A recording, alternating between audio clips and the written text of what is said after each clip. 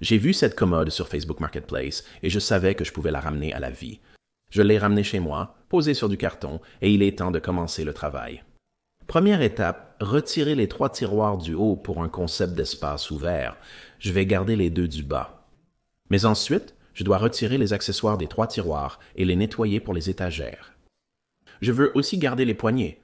Plutôt que d'acheter de nouvelles poignées, pourquoi ne pas simplement les rénover? Je vais enlever et peindre les pièces, même si je ne les utiliserai pas toutes. La première étape consiste à les mettre sur un morceau de carton pour que je puisse les vaporiser, et il est également préférable d'utiliser 2 à 3 petites couches plutôt qu'une épaisse, car elle ne coulera pas ensuite après que cela sèche. Il est temps de nettoyer les tiroirs et le meuble lui-même, et je dois mettre une couche d'après. C'est important. L'après donne à la peinture quelque chose à quoi adhérer. De cette façon, la peinture ne s'écaillera pas plus tard. Je vais prendre les tiroirs, mettre une belle couche de peinture avec le rouleau en mousse, et puis je vais aussi le faire au meuble lui-même, à l'intérieur et à l'extérieur. Pendant que cela sèche, il est temps de construire les 3 étagères dont j'ai besoin. J'avais donc quelques morceaux de contreplaqué qui traînaient dans la maison, et je les ai découpés. Le contreplaqué était un peu épais, mais il fonctionnera très bien. Une fois les étagères installées, je vais peindre le meuble lui-même et utiliser une belle peinture blanche pour meuble. 2 ou 3 couches feront l'affaire, mais quand il s'agit du tiroir, je vais utiliser une peinture grise pour meuble. Je veux qu'il se démarque avec un effet bicolore. Je vais donc le peindre en 2 couches seulement. Voici maintenant la clé de tout ce projet. Je vais construire de nouvelles portes pour le meuble lui-même. En utilisant un 1x3, je vais couper ces 2 pièces juste là, en faire 2, et les assembler. Je vais aussi marquer l'endroit où je vais joindre les pièces. Je vais utiliser mon astucieux gabarit Craig. J'adore cet outil. C'est génial. Je peux le percer et il va me donner des vis cachées quand je l'utilise. Regardez ça. Après avoir été percé, c'est là que vont les vis. Cela donne un bel aspect professionnel. Je vais mettre de la colle sur les bords, les assembler, et je peux soit les serrer, mais regardez ça. Quand je les assemble, je mets quelques vis là-dedans, puis je les relie ensemble avec ces vis. Vous pouvez aussi y insérer des tourillons en bois pour dissimuler les pièces. Maintenant, ces tiroirs vont également recevoir de la peinture grise, donc je vais les peindre. Une fois secs, je mettrai du grillage à poules à l'arrière de ces portes. J'utiliserai mon agrafeuse pneumatique pour l'assemblage. Une fois que je fais ça, je peux le mettre tout autour pour un bel effet, mais il faut bien le fixer. Je vais faire le tour complet des bords et m'assurer qu'il est bien serré. Je vais maintenant installer la poignée peinte juste là et ça commence à avoir fière allure, pareil pour les tiroirs. Ne semble-t-il pas beaucoup mieux, une fois tout peint? Je vais installer cela et m'assurer qu'il est bien serré. Et ensuite, je dois mettre les charnières sur les portes. Ce ne sont que de petites charnières de taille d'1,5 pouce. Elles fonctionnent parfaitement. Je mets en place l'armoire à l'intérieur, puis j'installe la porte dessus. Vous rappelez-vous à quoi ressemblait l'armoire? Eh bien, le voici. Admirez cette boule de coton. J'adore ce petit décor ici. C'est génial de transformer cela en garde-manger de cuisine de ferme. J'adore comment cela s'est avéré, surtout avec le blanc et le gris. J'espère que cela vous a inspiré à recycler vos propres meubles chaque fois que vous en avez l'occasion, ou à prendre ces retournements de marché et à les transformer en œuvres d'art. Merci d'avoir regardé Home Talk.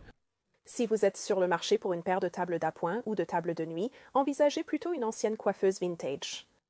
D'abord, je dois le démonter. Je retire les tiroirs et étudie la construction de la coiffeuse. Comme cette coiffeuse est clouée, je coince une barre à mine entre le panneau arrière et la coiffeuse, puis je la frappe avec un maillet en caoutchouc pour séparer les planches. Vérifions l'emplacement des clous et des joints et enlevons les clous possibles avec un arrache-clous.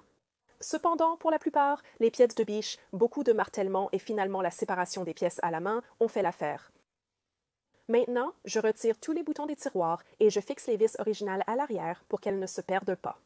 Je place tous les tiroirs sur du papier bouché avec les côtés vernis vers le haut, ainsi que la coiffeuse. Pour enlever le vernis, j'utilise un produit appelé QCS de Stripwell qui est un décapant non toxique. Je vaporise le décapant sur tous les dessus vernis de la coiffeuse et des dessus de tiroirs, puis je laisse le produit agir pendant environ 10 minutes. Avec un couteau à mastic, je gratte le vernis. La plupart des pièces exigeaient 2 passages.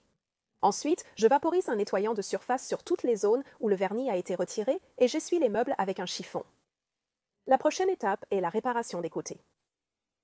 En utilisant une ponceuse orbitale, je ponce les zones endommagées des tables de nuit et je ponce également légèrement le reste des côtés pour les préparer à l'étape suivante. J'applique du mastic à bois avec un couteau à mastic pour lisser les recoins et crevasses.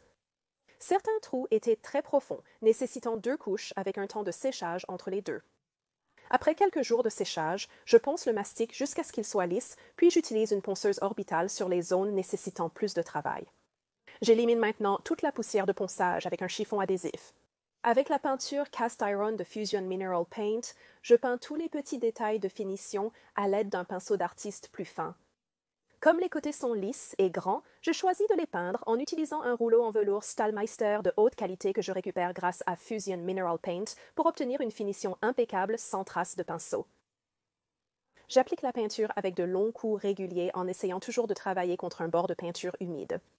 Ce qui fonctionne le mieux, c'est d'appliquer toute la peinture puis de la rouler lentement à nouveau de bout en bout sans arrêt intermédiaire pour obtenir la finition la plus lisse possible.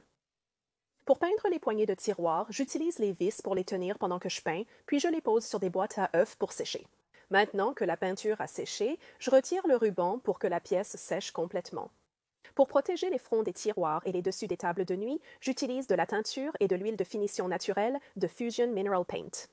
C'est un produit très facile à appliquer et à enlever, et la durabilité qu'il offre est de qualité pour les sols. J'applique la teinture et l'huile de finition jusqu'à ce que la surface choisie soit complètement couverte. Je la laisse reposer pendant quelques minutes, puis j'essuie à nouveau le produit avec un chiffon propre sans peluche. Je laisse ce produit sécher toute la nuit. Une fois que la peinture a séché pendant environ 30 jours, j'ajouterai également une couche de teinture naturelle et d'huile de finition pour une durabilité accrue du meuble. Et le résultat final est 2 tables de nuit ou tables d'appoint absolument magnifiques et de haute qualité qui sont personnalisées pour s'adapter à ma maison. Le ton du bois semble maintenant si frais et riche et se sent aussi lisse que de la soie, ce qui contraste vraiment avec le ton profond et décadent du fer forgé, ce qui en fait une combinaison magnifique et intemporelle. Merci d'avoir regardé Home Talk, à la prochaine. J'ai enveloppé un fer et du papier d'aluminium pour rendre ce meuble brillant. J'ai acheté une table d'appoint d'occasion et je l'ai démontée. Je l'ai poncée, nettoyée, apprêtée et peinte. J'ai peint 2 couches, puis poncé et nettoyé entre chaque couche. J'ai ajouté une finition transparente en haut, puis je l'ai toute remontée. J'ai enveloppé mon fer et du papier d'aluminium pour le garder propre, puis je l'ai allumé. Une fois qu'il était chauffé, j'ai repassé le champ en bois sur les bords.